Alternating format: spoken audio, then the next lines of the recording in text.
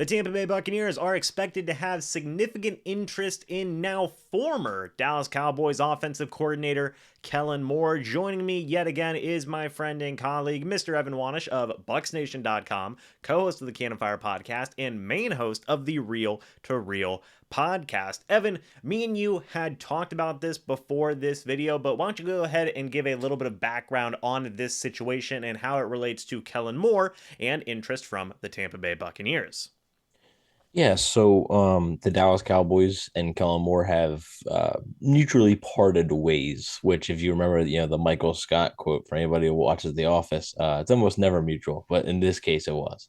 Um, yeah, they've mutually parted ways after there were some rumors and stuff there. The Cowboys may be making a change, and Tom Pelissero originally reported that it was a parting of the ways, and Ian Rappaport had quote tweeted that and said that the Bucs are expected to have significant interest in Kellen Moore as their offensive coordinator. So another name added to the list of potential offensive coordinators. Now, there hasn't been any interview set up or anything, but it is a name that they appear to have interest in. Yeah, one thing that I think that this is an interesting move for the Bucs, right? If it does happen. Of course, obviously nothing's set in stone right now. This is pure speculation, I guess, but there are some significant guys here talking about this potential interest from the Buccaneers to Kellen Moore, and it is understandable to see why, right? The Bucs obviously were just eliminated in the playoffs by the Dallas Cowboys. Todd Bowles could be coming away from that playoff game pretty impressed with how Kellen Moore did against his defense in that wild card round matchup. And Kellen Moore, when you talk about guys who have had experience calling plays in recent history, Moore has had 4 years now where he has been the OC of the Cowboys calling plays. He stuck around with an entirely different coaching staff. Once, McCarthy came in as the head coach, they retained Kellen Moore. They had that much faith and confidence in Moore, in his play calling abilities. Still extremely young, only 34 years old. When you look at the blueprint of what teams look for certain types of offensive play callers, young gun, hot types of guys, Kellen Moore is one of those names that could come to mind. And the guy, again, he has 4 years of offensive coordinator calling plays experience already. He's still incredibly young. He's even been getting a lot of head coaching looks the past couple of years as well, Evan. So whenever you look at that, this is a candidate that I think, if there is beginning to build more traction to that and more interest and more momentum, could be one of the top candidates if there is some interest there from the Buccaneers. Would you agree with that? Yeah, the thing is that the thing that's tough for the Bucks is you don't know who the quarterback is, and that's obviously going to be a tough sell for the Bucks with any offensive coordinator, especially one like a Todd Bunkin or a Kellen Moore that are sort of those higher profile names. You mentioned how he had 4 years of play calling experience. Not only has he had 4 years of experience, but he's had success doing it. So, his first season as the play caller, the Cowboys finished first in the NFL in total offense in 2019. They finished 14th in 2020, first again in 2021, and then 11th this past season. So, there's a lot of success there with Kellen Moore, and there's a track record that he has. And obviously, yeah, there's a lot of talent on that Cowboys offense. That certainly helps. But and then Greg Allman came out and mentioned that the Dallas collective ranking in the NFL in his 4 years in points. They are number two in points since 2019, and in yards they are also number two. So it's interesting that number one, two, and three are the same for both points and yards. It's Chiefs, Cowboys, and the Bucs themselves. So, yeah, I mean, it would be a pretty significant hire. And I know there's a lot of people out there that aren't the biggest fan of Kellen Moore, and I understand it. There's certain things that you have to complain about there. And look, nobody's going to be perfect. You're not going to find the perfect candidate. There's a reason that, he's available right now. Like, there is a reason he's available. So I do think that, though, it'd be a pretty significant hire, and we don't know about Todd Monken's status. I think he's going to cost a lot. I don't think Kellen Moore is going to be cheap, but like, Todd Monken already has a job. Like, technically, Todd Monken has a job right now. He could as easily just go back to Georgia, where he's obviously dominated at the college game. So, a guy like Kellen Moore would certainly not be a bad fallback option. And May, with Rappaport saying significant interest, maybe a guy like Kellen Moore shoots to the top of their wish list. Who knows? Now, there's a couple of things I want to talk about now, just to kind of expand on what you said. So, number one is this: you talked about the talent that Dallas has, right? Dak Prescott, Ezekiel Elliott, Tony Pollard has had a breakout year this year and really looked good last year as well. CeeDee Lamb, Michael Gallup. I can't remember the tight end's name. Dalton Schultz is his name.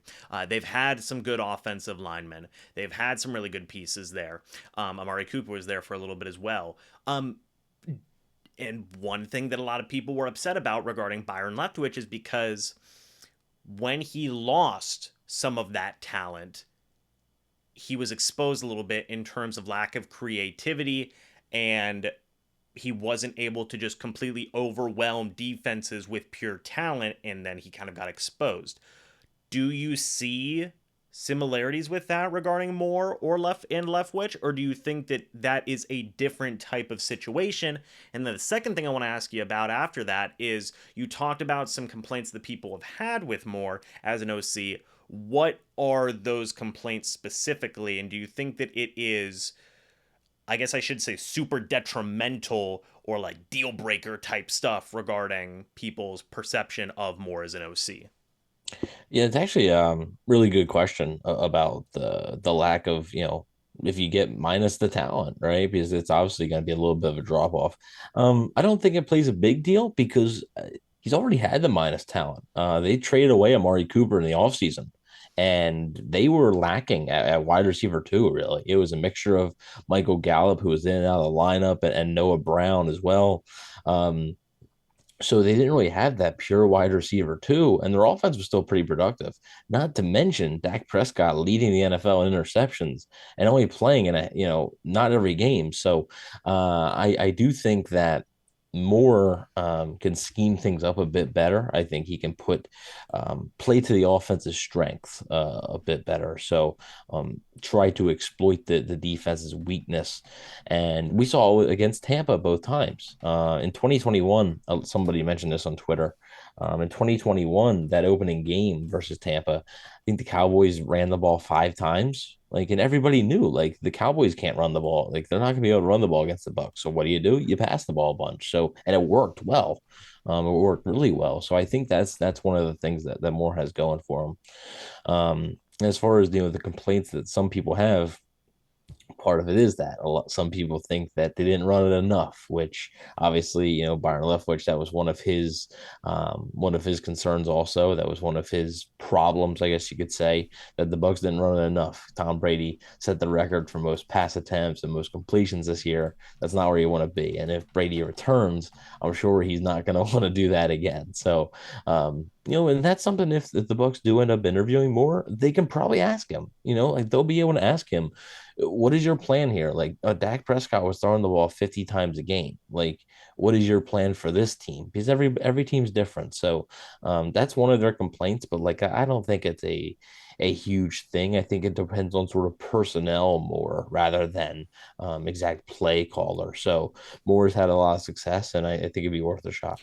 One thing I do want to make a note of here, because I did just look it up while you were giving your points there. So the Cowboys were sixth in rushing attempts this year, for the NFL. They were sixth, ninth in There you rushing go. yards, and second in rushing touchdowns. Then you go back to 2021, they were 12th. Even going back to 2020, they were 15th, and then going back to 2019, Moore's first year, they were eighth. So there is still more of that idea of them still running the football a pretty good deal, I would say, right? I mean, one of the top, at least top half in the league Right. every year that Moore's been there. So I agree with you where you look at Moore and, I understand that there's still going to be those questions, right? Of, oh, did he just have all this talent? But I think we've seen creativity there with Moore. Is that safe to say? Yeah, you've seen a little bit of creativity. And I think you could do that with a guy like Monken too. I mean, he's having a lot of success at the college level. Georgia has a ton of NFL ready talent on their team playing against college kids.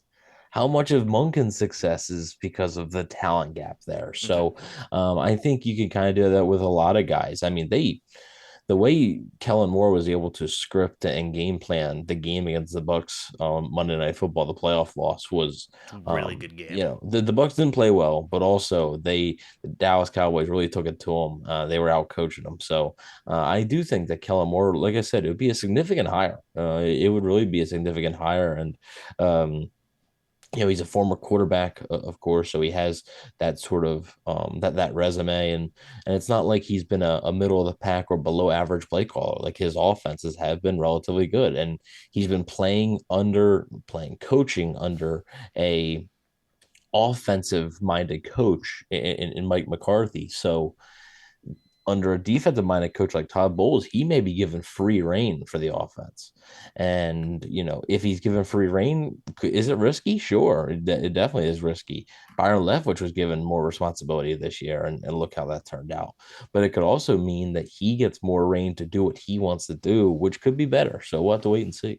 For sure. And one more thing before we head out is, could this have a significant impact on whether or not Tom Brady would be interested in coming back? As you said, it seems like it would be a pretty significant hire. Is this a hire that, of course, if Brady's thinking about retiring or if he's thinking about going somewhere else, is this a move where Tom Brady may say, you know what, yeah, going back to Tampa Bay might be a pretty good option for me?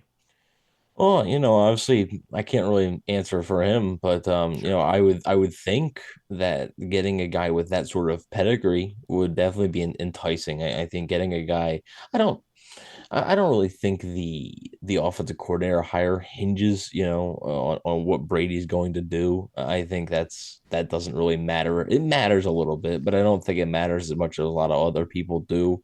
I don't think it's going to make or break his decision. But I do think it would help if you got somebody like a Todd Monken or a Kellen Moore in there, somebody with a track record of success with quarterbacks. Obviously, Kellen Moore being able to call plays for Dak Prescott, who's been one of the top quarterbacks in the NFL. So I do think it would be an interesting. I think Brady would be intrigued, but by the idea. Obviously, I don't know if he'd want to play for him. I don't know if it would up the chances, lower the chances. I'm not Tom Brady, but I do think that he would probably be pretty intrigued because of that track record that Kellen Moore has, and the fact that he's still considered a young, like, innovative mind. And just real quick, like, the Bucs aren't the only team that has shown interest in him. He's already got an interview lined up with the Chargers. There will probably be more. Like, there might be a few more that want to interview him. Like you said earlier, he's gotten some head coaching buzz in the past. So this could be a guy who is in quite a bit of demand. So we'll see if the Bucs can lure him to Tampa Bay. Well, folks, let us know your thoughts and opinions about Kellen Moore and whether or not you think that he would be a good option for the Tampa Bay Buccaneers as offensive coordinator down in the comments section below. We would love to hear your guys' thoughts and opinions. Go check out Evan's work over at BucsNation.com. He actually just wrote an article talking about Kellen Moore. So if you guys do want to get some more information and more in-depth look than what we talked about here, go check out Evan's article. Also, go check out the Cannon Fire podcast and the Real to Real podcast as well, where both of us are on the Real to Real podcast. So go give those things a look over. And guys, thank you so much for watching this video. Hope you all enjoyed. We will see you all in the next video or the next live stream. But until then, and as always, guys, goodbye for now, and go Bucs.